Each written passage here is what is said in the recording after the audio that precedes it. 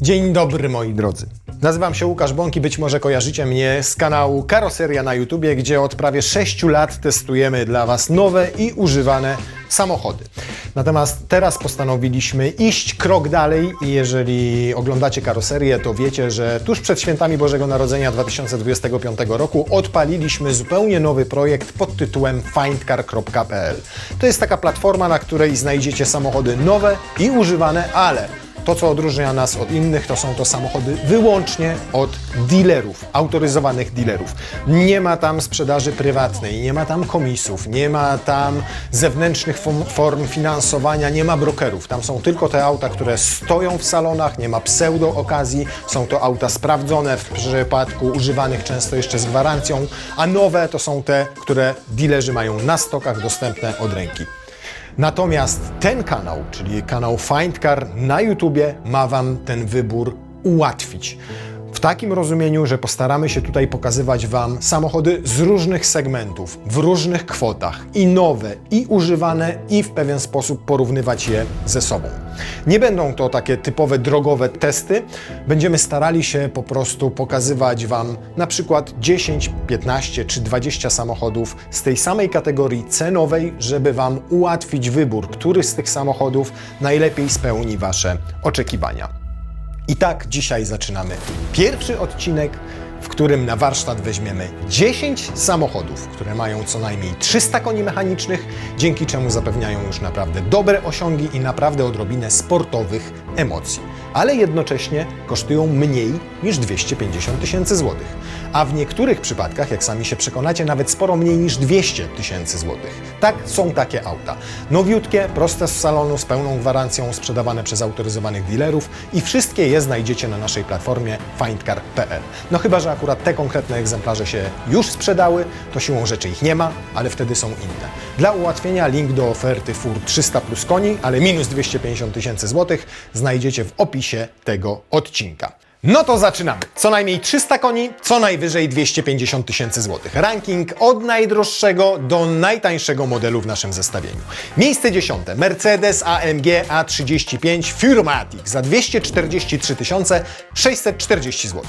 Można śmiało powiedzieć, że to baby AMG i skromny wstęp do świata trzech magicznych liter, które u niektórych wywołują zwykłe dreszcze, a u innych już nocne polucje. Owszem, A35 nie brzmi tak jak starsi bracia i siostry, nie zdziera skóry z twarzy przy przyspieszaniu i nie wywraca Wam żołądka na lewą stronę przy brutalnym hamowaniu, ale jest naprawdę szybkim i mocnym, kompaktowym daily.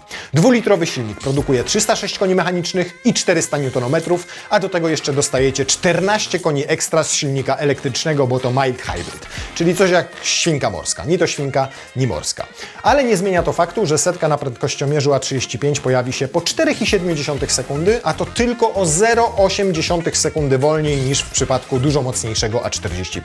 Natomiast prędkość maksymalna jest w obu tych autach taka sama. 250 km na godzinę. Przynajmniej z założonym kagańcem, bo wiadomo, że ten można sobie ściągnąć. Do tego standardowy napęd na 4 koła Firmatic i 8-biegowa skrzynia nie G-Tronic, tylko GDCT, czyli dwusprzęgłówka. 370-litrowy bagażnik spokojnie wystarczy na weekendowy wypad, a 51-litrowy zbiornik paliwa na przejechanie jakichś 500-600 km. No chyba, że akurat będziecie jechali tak, jakby ktoś oblał Wam krocze benzyną i podpalił, to wówczas zakładałbym tankowanie co 250-300 km. Czyli będziecie mieli spalinowego Mercedesa, w którym poczujecie się jak właściciel elektryka. A skoro już poruszyliśmy temat elektryków, to miejsce 9. Hyundai Ioniq 5 N-Line za 241 800 zł. Można kwestionować zasięg elektryków, można poddawać wątpliwość czas ich ładowania, ale nie można odmówić im jednego. Pod względem osiągów po prostu biją porównywalne cenowo auta spalinowe na głowę. Nasz Ioniq 5 w wersji N-Line ma dwa silniki elektryczne, które łącznie mają 325 koni i 605 Nm, które są jak nastolatki z OnlyFans. Zawsze gotowe do działania. Efekt 5,3 sekundy do 100 km na godzinę, bez zmiany biegów i w kompletnej ciszy. Ale jest też niestety małe ale. Prędkość maksymalna jest tutaj ograniczona do 185 km na godzinę. To tak jakby Thermomix wypuścił nowe, mocniejsze urządzenie z jeszcze większym ekranem, jeszcze cichsze i pozbawił je funkcji miksowania. Bez sensu. Natomiast sensownie wyglądają już zasięg i ładowanie Ioniqa 5, bo ma technologię 800V i akumulator o pojemności 84 kWh. To teoretycznie zapewnia 500 km zasięgu w optymalnych warunkach i ładowanie na szybkich ładowarkach od 10 do 80% w zaledwie 18 minut. Wyposażenie wersji N-Line też nie pozostawia nic do życzenia. Na pokładzie są m.in. 20-calowe felgi, skórzano-zamszowe fotele, sportowe dodatki, elektrycznie sterowane, ogrzewane, wentylowane fotele z funkcją Relax, gdybyście nagle zapragnęli wyciągnąć nogi. Do tego system kamer 360 stopni, wyświetlacz head-up, nagłośnienie Bose, cyfrowy kluczyk, komplet systemu wsparcia kierowcy, łącznie nawet z asystentem jazdy autostradowej i wiele innych. A jak się pospieszycie, to na Ioniqa dostaniecie jeszcze dofinansowanie w wysokości 30 000 z programu Nasze Auto. I wtedy finalna cena spadnie do niecałych 212 000 za auto, które robi setkę w nieco ponad 5 sekund. Nieźle. Miejsce 8. Renault Rafale Atelier Alpine Hyper Hybrid e-tech 4x4 plug-in za 239 990 zł. Wiecie, jak powstała pełna nazwa tego auta? Gość, który miał ją wymyślić, po prostu usnął na klawiaturze. Ale już tłumaczę, z czym mamy tutaj do czynienia. To najmocniejsze dostępne Rafale z napędem hybrydowym plug-in, do tego w najwyższej możliwej wersji wyposażenia. Ma 3 silniki. Spalinowy, jedynie 3-cylindrowy o pojemności 1,2 litra i 2 elektryczne, po jednym na przedniej i na tylnej osi. A do tego, uwaga, 15 biegów. Nie, to nie jest pomyłka. Zasada działania skrzyni tej w Renault jest podobna do działania ZUS-u w Polsce. Nikt tego nie rozumie. Moc systemowa całego układu to 300 koni, 100 km na godzinę Rafałek osiąga w 6,4 sekundy, a na samym prądzie może przejechać aż 100 km. Akumulator z domowego gniazdka naładujecie w 3 godziny, pod warunkiem, że jest to gniazdko siłowe, ale co ważne, nie ogranicza on przestrzeni bagażowej ten akumulator i do dyspozycji mamy ustawne 530 litrów. Wyposażenie Atelier Alpine możemy uznać za kompletne. Jest alcantara na fotelach, 21-calowe felgi, adaptacyjne zawieszenie nawet, kamery 360 stopni, reflektory Matrix Vision, a wszystko naprawdę gustownie urządzone i wykonane z pomysłem i przy użyciu bardzo przyjemnych materiałów. Wiem to, bo jeździłem i byłem pod wrażeniem wnętrza Rafała. Kwestię aparycji pomijam, bo nie każdy gustuje w facetach o kwadratowych szczękach. Miejsce 7. Toyota RAV4 Plug-in Hybrid Dynamic za 218 700 zł. Bez dwóch zdań RAV4 to jeden z najpopularniejszych SUV-ów segmentu D. Ale w tym roku doczeka się następcy, a to spowodowało, że wersję PHEV można wyrwać w naprawdę dobrych pieniądzach. A warto zwrócić na nią uwagę przede wszystkim ze względu na dopracowany układ hybrydowy. Tak, wiem, bezstopniową skrzynię ECVT nie każdy toleruje, ale tutaj ma tę zaletę, że w trybie elektrycznym RAV-ka plug-in jeździ jak elektryk. Nie zmienia przełożeń, a dzięki temu mocnemu silnikowi na prąd, bo ma on ponad 180 koni, przyspiesza do setki w zaledwie 10 sekund. To jeden z najlepszych wyników wśród pluginów. W trybie hybrydowym auto ma 306 koni i setkę robi w 6 sekund. Zasięg na samym prądzie około 75 km. Bagażnik taki sam jak w zwykłej hybrydzie, czyli 520 litrów. Za 215-220 tysięcy znajdziecie wersję z podstawowym wyposażeniem Dynamic, ale już ona ma na pokładzie w zasadzie wszystko, czego potrzebujecie w codziennym użytkowaniu. Dostęp bezkluczykowy, system multimedialny z nawigacją, podgrzewane nie tylko fotele z przodu, ale także tylną kanapę. Wersja Selection, droższa, o około 18 tysięcy złotych, będzie też miała kamery 360 stopni, tapicerkę ze skóry syntetycznej, podgrzewaną kierownicę, cyfrowe lusterko wsteczne i ładniejszy wygląd, bo ma elementy nadwozia w kolorze fortepianowej czerni. RAV-ka 4 w pluginie jest trochę jak taki zadbany 40-latek. Generalnie najlepsze lata ma za sobą, ale za to jest bogata w doświadczenia, jakich nie mają jej młodsi koledzy. Mówiąc krótko, jest po prostu dojrzała, a to, jak wiemy z życia, jest gwarancją trwałego związku. Może zbyt wiele namiętności i szaleństwa w nim nie będzie, ale zaufanie na pewno. Miejsce 6. Audi S3 Sportback. 211 900 zł. I na findcar.pl znajdziecie dużo egzemplarzy nowych S-trójek do natychmiastowego odbioru. Najtańsza, jaka jest dostępna w momencie nagrywania tego odcinka, kosztuje właśnie te wspomniane 211 900 tysięcy złotych i jest przeceniona aż o 53 tysiące względem ceny katalogowej. I wcale nie jest, jak można by przypuszczać, takim typowym golasem, bo na wyposażeniu ma pakiet optyczny Czern Plus, audio Sonos Premium, reflektory Matrix LED, pakiet systemu wsparcia kierowcy, 3-strefową klimatyzację, elektryczne fotele nawet, oświetlenie ambiente pro, pakiet technologiczny, pakiet infotainment, przyciemniane szyby i nawet pakiet naprawczy na 4 lata, jakby coś postanowiło się szybciutko spiętrolić. Samego auta przedstawiać Wam pewnie nie trzeba, bo je testowaliśmy na karoserii wielokrotnie, ale i tak to zrobimy. S3 przeszła lifting w 2024 roku, który zaowocował nie tylko zwiększeniem mocy do 330 koni i momentu do 420 Nm, ale także paroma istotnymi technicznymi zmianami, które bardzo poprawiły przede wszystkim prowadzenie. Tak bardzo, że poważnie zastanowiłbym się, i mówię to z pełną odpowiedzialnością, czy RS3 ma jeszcze sens. Bo to z niej właśnie do S3 przeszczepiono m.in. układ Quattro z torque splitterem, dzięki któremu auto zaczęło chodzić na boki chętniej niż Jack Nicholson za młodu. Czas potrzebny do rozpędzenia się od 0 do 100 km tylko 4,7 sekundy. Chyba że dołożycie kilka tysięcy złotych więcej do wersji limuzin, to wtedy będzie wolniej dosłownie o 1/10 sekundy. Ale za to dostaniecie praktyczniejszy bagażnik i coś jeszcze. Moim zdaniem limuzin jest lepiej wyważona. Więc zróbcie jak uważacie. Miejsce 5. Kontrowersyjne. Omoda 9 Super Hybrid za 219 900 zł. Chciałoby się powiedzieć, że nikt nie da Wam tyle, ile Omoda Wam obieca, bo na papierze to wszystko wygląda wybitnie dobrze. 537 koni mechanicznych, 1100 km zasięgu, z czego 145 tylko na elektryce, 660 litrów bagażnika, system kamer, uwaga, nie 360 stopni, 540 stopni, a wyświetlacz head-up ma przekątną jeszcze bardziej, uwaga, 50 cali, czyli jest większy niż przekąt na przedniej szyby. To tak jakby salon w Waszym domu miał powierzchnię większą niż cały dom. A to jeszcze nie koniec, bo w standardzie są masaże w fotelach, elektrycznie regulowana tylna kanapa z ogrzewaniem i wentylacją, tapicerka z naturalnej skóry i generalnie wszystko to, co znajdziecie w Maybachu. Tylko w cenie miesięcznej raty za Maybacha, bo kompletna Omoda Super Hybrid kosztuje 219 900 zł.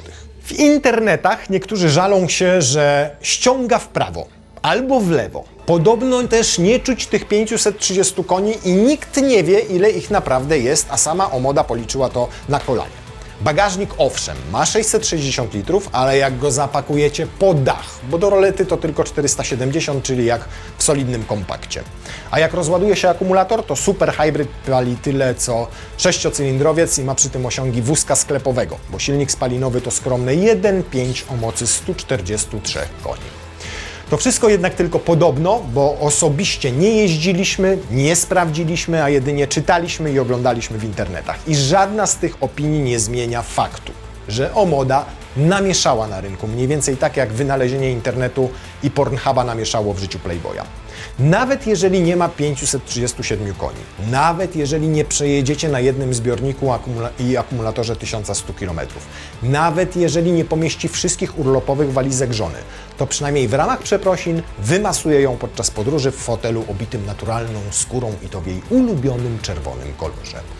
W związku to się nazywa sztuka przetrwania, a w motoryzacji to po prostu sztuka marketingu. Miejsce 4. Ford Explorer za 188 900 zł. Ale to nie jest ten Ford Explorer, o którym myślicie. Teraz to elektryczny, kompaktowy SUV, który ma niecałe 4,5 metra długości. To trochę tak, jakby FIFA zdecydowała, że zmniejsza boiska piłkarskie do rozmiaru stołu do ping-ponga, a Szczęsny dostaje zakaz palenia zwykłych fajek i może najwyżej używać sobie nebulizatora z solą fizjologiczną. Ale Explorer dobrze wygląda i w najmocniejszej wersji AWD ma 2 silniki elektryczne o łącznej mocy 340 koni i momencie obrotowym zbliżającym się do 700 Nm. Przyspiesza od 0 do setki w zaledwie 5,3 sekundy, a dzięki sporemu akumulatorowi o pojemności 79 kWh przejeżdża na jednym ładowaniu około 500 km. Oczywiście w optymalnych warunkach, jak jest ciepło, jak nie wieje, jak nie pada i jak kierowca ma równie dużą chęć do szaleństw i zabawy co 15-letni pełnoletni sparaliżowany labrador. Maksymalna moc ładowania 185 kW. Nic Wam to nie mówi? No to Ford podpowiada. Ładowanie od 10 do 80% na szybkich ładowarkach potrwa tylko 26 minut. Bo w domowych będzie ciut dłużej, tak mniej więcej 7 godzin. Oczywiście pod warunkiem, że macie w garażu gniazdo siłowe. Tak czy siak, za 188 900 zł to świetna oferta. Szczególnie, że auto na wyposażeniu ma adaptacyjny tempomat, sportowe fotele, elektryczną klapę bagażnika, system kamer 360 stopni, wyświetlacz head-up, a w komplecie dostajecie nawet wallboxa do sprawniejszego ładowania w garażu. I nie ma żadnego znaczenia fakt, że auto wyprodukowano w 2024, a nie w 2025 roku. Tak samo jak nie ma znaczenia to, że Wasza dziewczyna urodziła się w 90 roku, a nie w 1989. Najważniejsze, że jest dobrze wyposażona i chętnie się ładuje. Miejsce trzecie, które sądząc po tym, ile tych samochodów jeździ na ulicach, być może dla Was będzie miejscem pierwszym. Bo to Leon Cupra VZ za 184 900 zł. Mówi się, że Cupra ocaliła Seata. Mówi się też, że była najlepszym pomysłem, na jaki wpadł Volkswagen od czasów Garbusa. Co więcej, w kuluarach słychać głosy, że sukces, jaki odniosła, może pchnąć Niemców do kolejnego odważnego kroku, czyli wydzielenia GTI jako osobnej marki. Mocną stroną wszystkich Cupr jest sportowy, oryginalny wygląd, a mocną stroną niektórych Cupr jest to, że są mocne. Szczególnie te ze znaczkiem VZ jak ten Leon. Pod spodem kryje się technologia sprawdzona w Audi i Volkswagenach. 300-konny silnik 2.0 TSI plus dwusprzęgłowa 7-biegowa skrzynia DSG. Setka na liczniku pojawia się po 5,7 sekundy. Jeżeli oczekujecie więcej i potrzebujecie napędu na 4 koła, to musicie poszukać Leona Sports Tourera VZ, czyli kombiaka. Wówczas dostaniecie dodatkowe 33 konie, o sekundę lepsze przyspieszenie do setki i torque splitter na tylnej osi. Ale cena urośnie o około 30 000 złotych. Niemniej nawet Leon VZ w hatchbacku potrafi zamienić benzynę w endorfiny i trochę adrenaliny. Dobrze skręca, dobrze brzmi i będzie dobrym wyborem dla fanów przednionapędowych hot hatchy. Przy tej cenie nie ma co wybrzydzać. Szczególnie, że wyposażenie jest kompletne. Auto ma nawet opcjonalne felgi Black Edition, lakier Dyke Void i 2 pakiety Immersive i Intelligent Drive. Katalogowo kosztuje prawie 220 000, więc oszczędność w przypadku tego konkretnego egzemplarza, który Wam pokazujemy, sięga 35 000 złotych. Choć z drugiej strony, czemu mielibyście kupować Leona VZ, skoro za mniejsze pieniądze możecie mieć to? Miejsce drugie. Golf R za, uwaga, 183 900 zł albo Golf GTI, jeszcze taniej, z dopiskiem Club Sport za 179 400 zł. I teraz możecie sobie pomyśleć, że nie ma sensu kupowanie ani Leona VZ, ani GTI Club Sport, skoro za zaledwie kilka tysięcy więcej w stosunku do Club Sporta możecie mieć R-kę, która jest mocniejsza od niego o całych 11%. Do tego ma napęd na 4 koła z torque splitterem na tylnej osi. Ale powiem Wam uczciwie, że mieliśmy niedawno przyjemność pojeździć oboma tymi Golfami po torze Silesia Ring i paradoksalnie GTI Club Sport ma w sobie więcej sportowego ducha. Jest lżejszy w prowadzeniu i w sprzyjających okolicznościach będzie moim zdaniem w stanie objechać R-kę. Choć bez dwóch zdań, to ta druga jest bardziej uniwersalnym wozem na co dzień i o każdej porze roku. Czy to zima, czy lato, czy deszcz, czy śnieg. Dla porządku. R-ka ma 333 konie i przyspiesza do setki w 4,6 sekundy, co czyni ją szybszą nawet od Audi S3. Nie bez znaczenia jest też fakt, że z pakietem R-Performance pojedzie nawet 270 km na godzinę. Całkiem możliwe zatem, że jest to obecnie najszybsze auto, jakie możecie kupić w cenie poniżej 200 000 złotych. Co prawda najtańszy egzemplarz, jaki aktualnie można znaleźć na Findcar, akurat tego pakietu nie ma, ale też nie jest golasem. Ma 19-calowe czarne felgi, czarny lakier, czarne wnętrze, pakiet Black Style, który poza czarnymi elementami stylistycznymi lepiej rozjaśnia drogę, bo ma też reflektory IQ Light LED Matrix. Poza nimi auto ma też pakiet Keyless i Park Assist Pro i jeszcze pakiet zimowy. Przyznacie, że przy cenie niespełna 184 000 złotych brzmi to wszystko naprawdę dobrze. GTI Club Sport jest jeszcze tańszy, bo kosztuje niecałych 180 000 i ma jeszcze lepsze wyposażenie. Poza pakietem Black Style także kamery 360 stopni, adaptacyjne zawieszenie, dach panoramiczny i jeszcze gwarancję wydłużoną o dodatkowe 2 lata. Moc 300 koni, przyspieszenie do setki 5,6 sekundy. Mówiąc krótko, wybór między R-ką a Club Sportem jest jak wybieranie dziewczyny pomiędzy Jessicą Albą a Sydney Sweeney. Wszystko zależy tylko od tego, czy wolicie blondynki czy brunetki. I tylko jedno jest pewne. W żadnym przypadku nie będziecie rozczarowani. Miejsce pierwsze. Jaycu 7 Super Hybrid Exclusive za 163 900 zł. To właśnie ono daje Wam najwięcej mocy za najmniejsze pieniądze. Przynajmniej na papierze. Bo śmiemy twierdzić, że o ile Chińczycy z pewnością potrafią liczyć pieniądze i przekątną wyświetlaczy, to z liczeniem koni są już na bakier.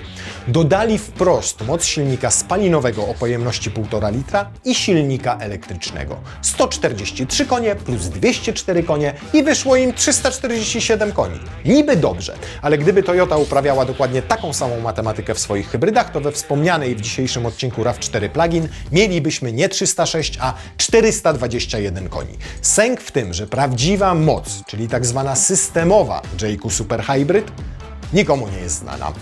Ale nie trzeba być geniuszem, żeby dojść do wniosku, że auto na pewno nie ma tych 347 koni. Wystarczy spojrzeć na parametr pod tytułem przyspieszenie od 0 do 100 km na godzinę. Chińczykowi zajmuje to 8,5 sekundy. To może oznaczać jedną z dwóch rzeczy. Albo połowa tych koni ma astmę, albo wszystkie zostały odratowane z rzeźni. Nie zmienia jednak to wszystko faktu, że za bardzo rozsądne pieniądze dostajecie hybrydę plug-in, która ma mocny motor elektryczny, na samym prądzie przejeżdża około 90 km i w dodatku można ładować ją prądem stałym o mocy 40 kW. Do tego ma funkcję V2L, czyli możecie jechać na biwak i w głusze i Jaycu będzie pełniło funkcję powerbanku dla wszystkich elektrycznych urządzeń, które na tym biwaku macie. I mogą mieć nawet 3,3 kW mocy. Dobrze jednak by było, żeby ta głusza znajdowała się bardzo blisko asfaltu, bo 7 Super Hybrid ma napęd tylko na przednią oś. Brak AWD wielu osobom zrekompensuje natomiast wyposażenie. Wersja Exclusive ma na pokładzie nawet elektrycznie sterowane przednie fotele z pamięcią, ogrzewaniem i wentylacją, wyświetlacz head-up, tapicerkę z syntetycznej skóry, audio Sony z 8 głośnikami, kamery wokół całego auta i oczywiście, jak we wszystkich samochodach za wielkiego muru, ekran multimedialny o przekątnej tak dużej, że w skali 1:1 możecie wyświetlić sobie na nim bitwę pod Grunwaldem i Matejki.